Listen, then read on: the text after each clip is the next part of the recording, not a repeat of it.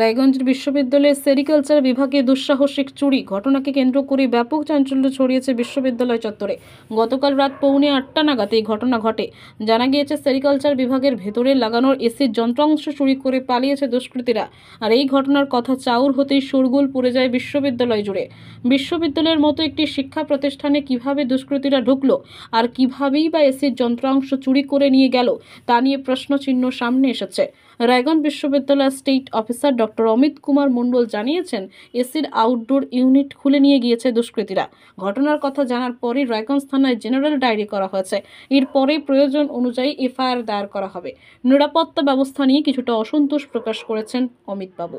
সম্পূর্ণ ঘটনার তদন্ত শুরু করেছে রায়গঞ্জ থানার পুলিশ। আমার নাম ডক্টর অমিত কুমার মণ্ডল, আমি স্টেট অফিসার।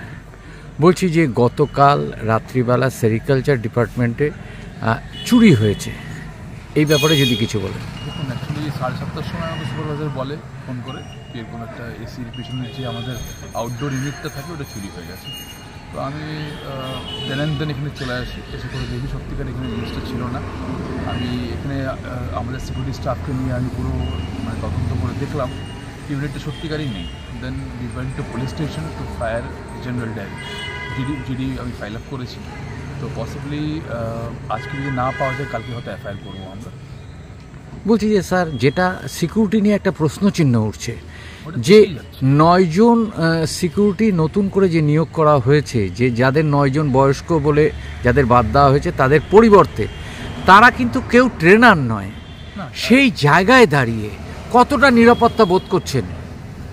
দেখুন, সিকিউরিটি নিয়ে যেটা কোশ্চেন আগের থেকেই ছিল কি আমরা সিকিউরিটি ভাবনা চালাতে পারছি না, কিন্তু যারা এসছে এই সম্বন্ধে কিন্তু আমার কোনো আইডিয়াই নেই। আর as per best of my knowledge ওরা কিন্তু কেউ ট্রেন্ড পার্সোনাল না।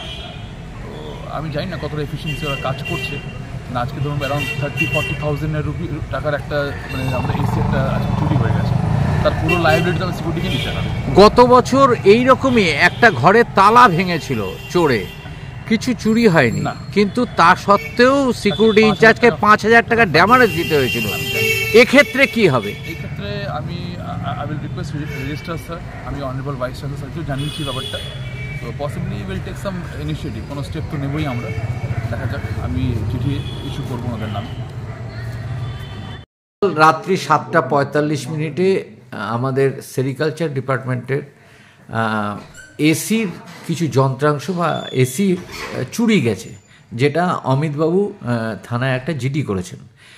বিগত দিনে আমরা দেখেছি যে এই সিকিউরিটি ইনচার্জের উপরে একটা ঘরের তালা ভেঙেছিল, তাকে 5,000 টাকা পেনাল্টি দিতে হয়েছিল। এক্ষেত্রে কিন্তু তারা মুখ খুলতে চাইছে না। কি বলবেন এই ব্যাপারে? আসলে সিকিউরিটি নিয়ে তো একটা জটিলতা দীর্ঘদিন ধরে ছিল, এবং সেই জটিলতা নিরসনের জন্য আমরা অলরেডি টেন্ডার প্রসেস অনেকটা এগিয়ে গেছি। এবং সিকিউরিটির উপরে সত্যি কথা বলতে কি আমরা খুবই বীতশ্রদ্ধ, কারণ ঠিকঠাক ডিউটি করছে না, এবং ডিপার্টমেন্টের এরকম এসি উপরের অংশ খুলে নিয়ে যাবে, এটা খুবই দুর্ভাগ্যজনক।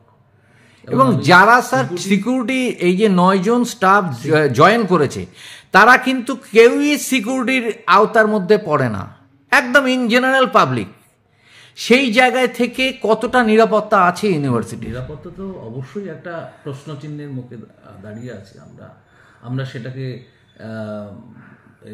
ঠিকঠাক করবার জন্য আমরা টেন্ডার প্রসেসে এগিয়ে গেছি, এবং আশা করা যায় 2 মাসের মধ্যে আমরা একটা ভালো একটা পদক্ষেপ নিতে পারবো, এটা একটা দিক।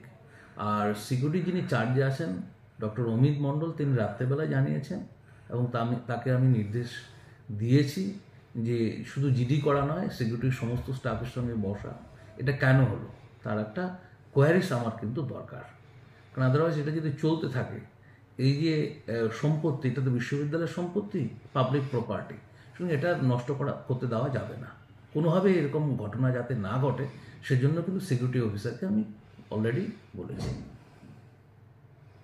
ছাঁটাই করা হয়েছে 9 জনকে, তাদের বয়সকালীন একটা সমস্যা ছিল, তারা ইউনিভার্সিটি বিবেচনা করে তাদেরকে বাদ দিয়েছে, এবং সিকিউরিটি ইনচার্জ তারাও বাদ দিয়েছে।